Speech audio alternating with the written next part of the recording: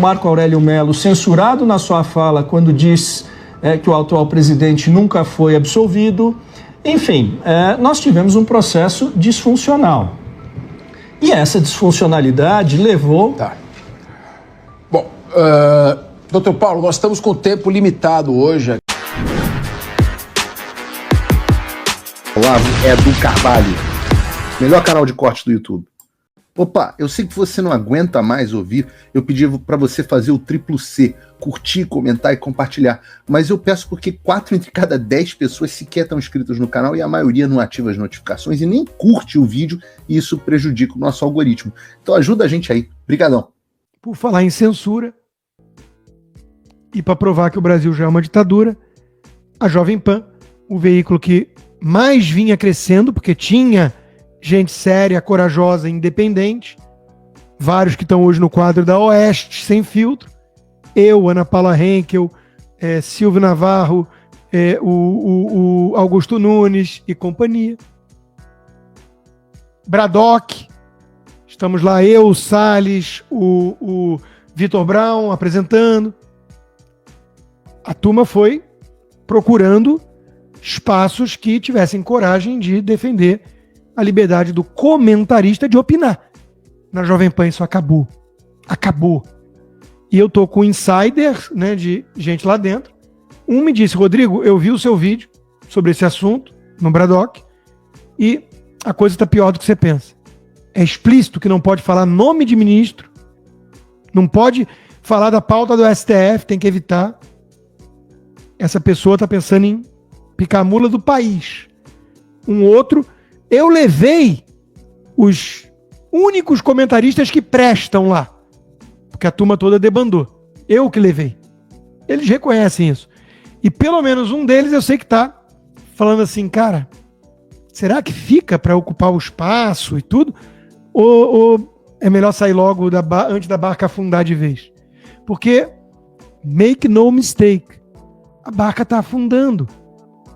O advogado do Bolsonaro foi falar da censura que a própria Jovem Pan sofreu e foi censurado da maneira mais constrangedora que eu já vi no jornalismo.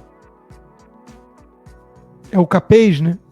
Que teve que fazer o trabalho sujo por conta do ponto. Por exemplo, vou falar aqui de Jovem Pan. Nós tivemos falas que foram censuradas quando atribuíam a outro candidato ligação com ditadores da América Latina. Quando não permitia que se falasse da ação penal que ele respondeu e foi condenado. Tivemos o ministro Marco Aurélio Mello censurado na sua fala quando diz que o atual presidente nunca foi absolvido. Enfim, nós tivemos um processo disfuncional. E essa disfuncionalidade levou... Tá. Bom, doutor Paulo, nós estamos com o tempo limitado hoje aqui na nossa questão. Nós vamos fazer essa entrevista mais longa, ela precisa ter um pouco mais ser um pouco mais alongada. Nós temos vários temas aqui e nós vamos fazer isso num momento posterior.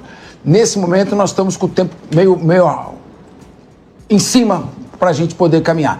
Então eu vou pedir licença ao senhor para nós darmos sequência na entrevista mais para frente, no momento posterior. Muito obrigado. Vamos passar agora para o próximo tema. O ministro do Supremo Tribunal Federal, Flávio Dino, liberou o retorno do pagamento de emendas... É um momento talvez mais constrangedor do jornalismo brasileiro. Tutinha, eu não vou nem jogar pedra, eu não vou chamar de covarde, porque eu sei que o Alexandre de Moraes te convocou na salinha dele, eu sei. Não foi você que me contou, só estavam vocês dois, mas eu sei. Eu tenho minhas fontes. Eu sei também que exigiram a minha cabeça, a da Zoe Martins, a do Paulo Figueiredo, e vocês tiveram que entregar. Eu vou usar esse caso vergonhoso para mostrar onde o Brasil está. A Jovem Pan estava incomodando a Globo, o sistema, dando liberdade para gente como eu e outros. E teve que sucumbir com pressão até do Ministério Público. Desfez o acordo com a Jovem Pan Bauru. Nasce, então, a Rádio Auriverde. Na hora que eu vi a notícia e o pronunciamento do Pittoli, eu mandei mensagem para ele. Falei, quero ser comentarista da tua rádio de qualquer jeito. Vou te ajudar nessa. Ele é muito grato até hoje, porque eu fui o primeiro.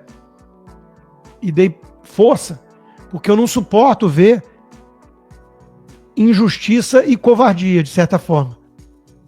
E a Jovem Pan já mostrou no passado que gosta de uma covardia, sim. Quando eu fui cancelado, os senadores ligaram pedindo cabeça, tudo, me demitiram, né? Sob o caso Mariana Ferrer, que nem era do que eu falava, e emitiram uma nota canalha, dizendo que a Jovem Pan não concordava com a minha fala sobre o assunto, me jogando na cova do leão. Depois tu tinha falado, quando a poeira baixar, e aí me recontratou. Aí ficava me colocando para discutir com um Dirceuzinho para dar audiência, com falácias pipérnicas, com um bando de gente que, enfim, não é arrogância, mas não tá no mesmo nível de debate, porque deve ter alguns esquerdistas inteligentes por aí. Não são esses. Então, era, além de tudo, muito cansativo, né? Eu não sinto nenhuma saudade.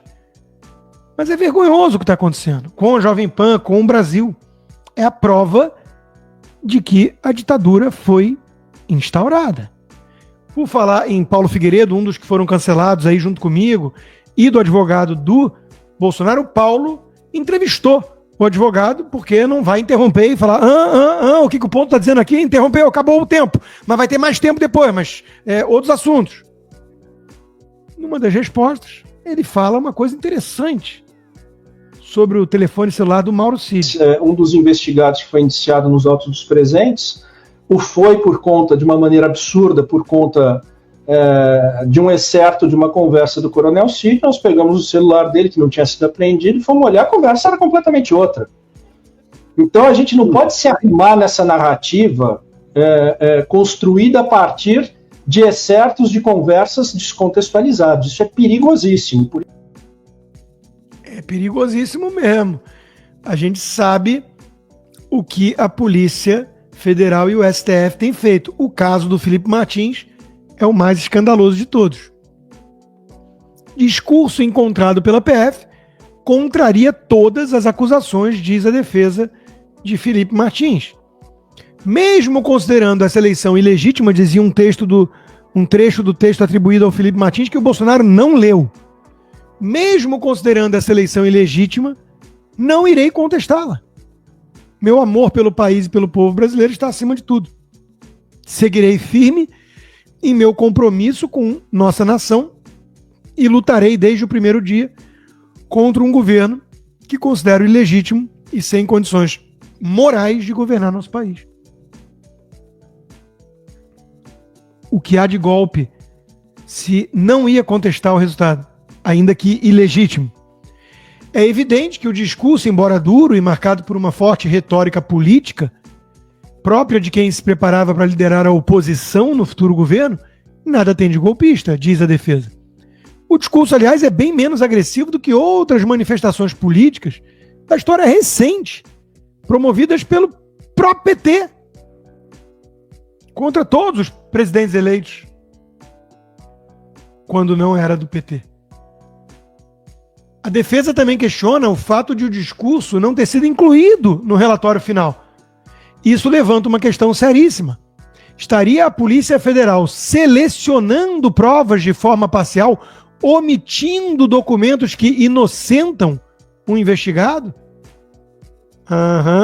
Chama-se cherry picking. Você vai selecionando a dedo o que você quer usar para criar uma narrativa. E é o que a Polícia Federal tem feito até aqui. Essa que virou uma ala alexandrina dentro da Polícia Federal. Uma Gestapo. Um bando de jagunços do ditador. Será que a polícia vai investigar a fundo esse caso muito estranho que a Janja já melou toda a narrativa quando disse que um bestão se matou com fogos de artifício? Porque o Globo continua insistindo em homem-bomba, né? Agora morreu Daiane Dias, ex-esposa do homem-bomba, que atacou o STF. Não era um homem-bomba e não atacou o STF. Era um homem com fogos de artifício atacando uma estátua.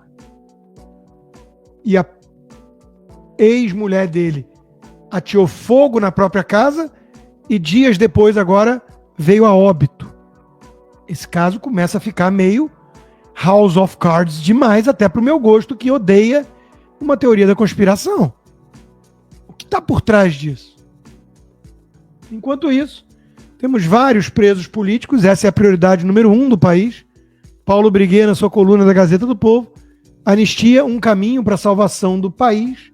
Ele toca num ponto muito interessante. Ao salvar a vida dessas pessoas, impedimos o colapso total do país. Porque o destino dos presos de 8 de janeiro será o nosso destino, como nação. E a sua ruína será a ruína de toda a nação.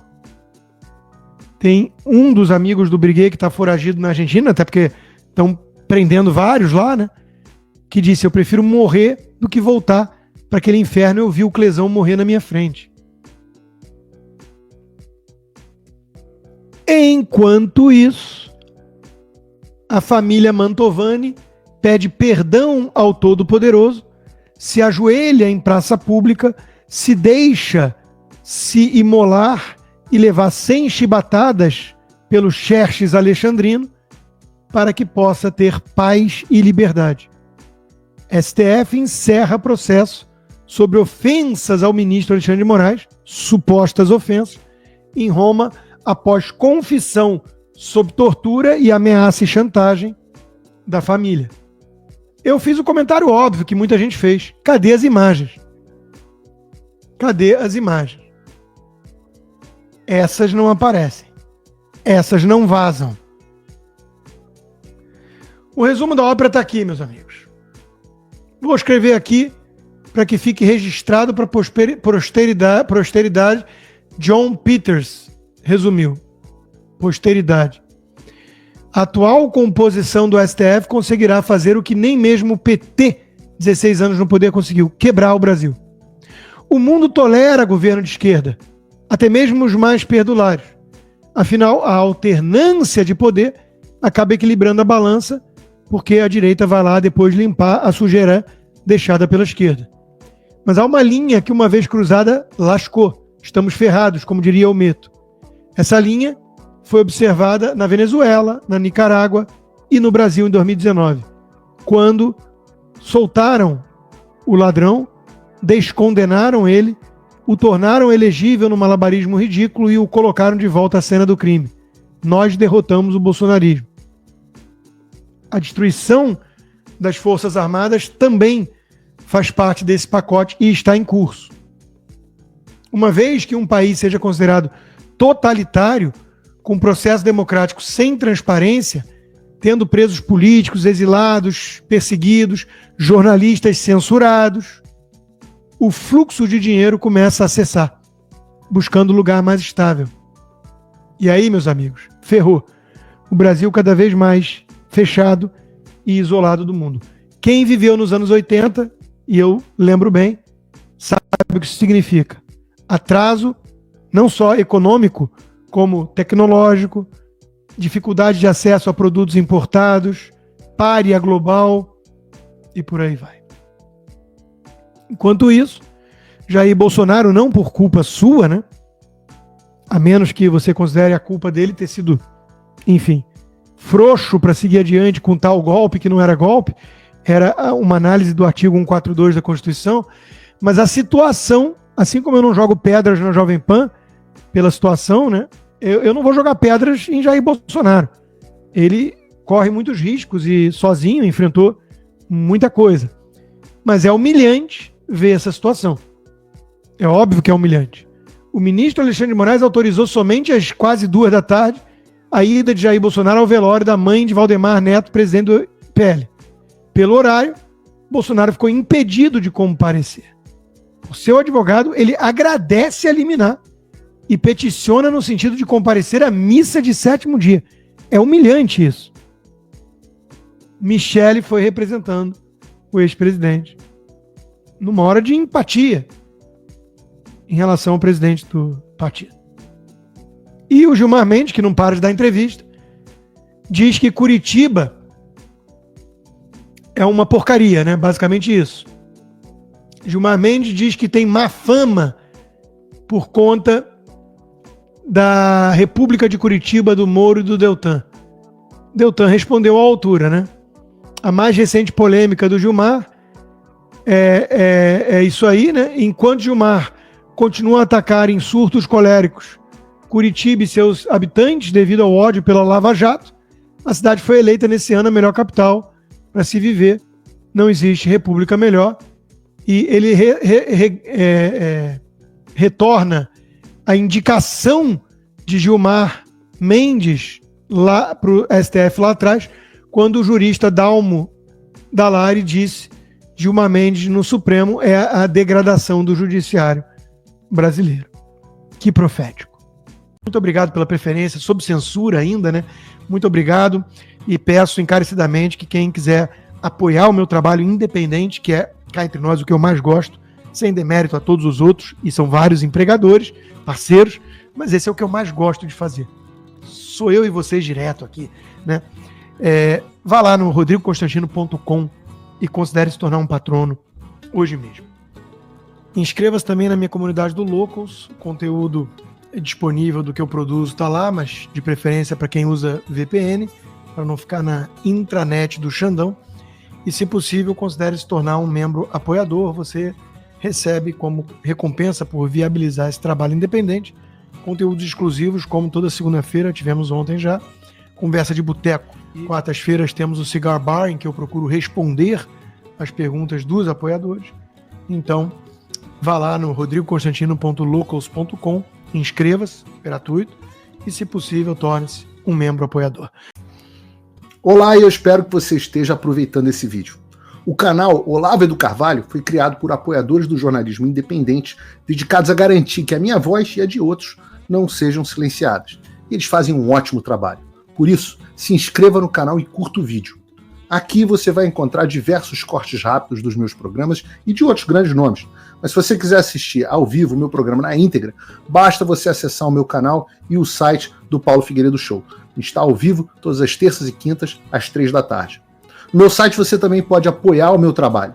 Todo o meu programa é financiado pelos assinantes e cada contribuição faz uma enorme diferença. Assinar é fácil e acessível. E eu ainda criei um cupom exclusivo de desconto para o Olavo do Carvalho, que oferece 20%.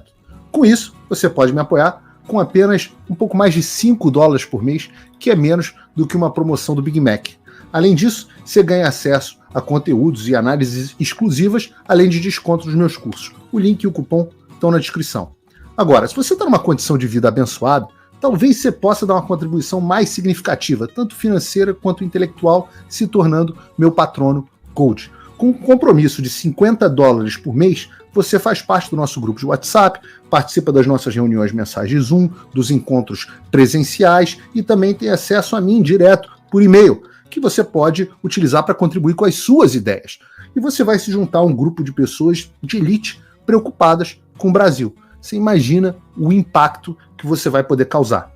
Desde dezembro de 2022, eu continuo com todas as minhas redes sociais bloqueadas no Brasil, as minhas contas e meus ativos congelados, meu passaporte cancelado, tudo a mando do Alexandre sem justificativa. Então, se você tem condições e quer ajudar mais o seu país, mas não sabia como, essa é a oportunidade que você estava esperando. Junte-se a nós, faça a diferença e não me deixe sozinho.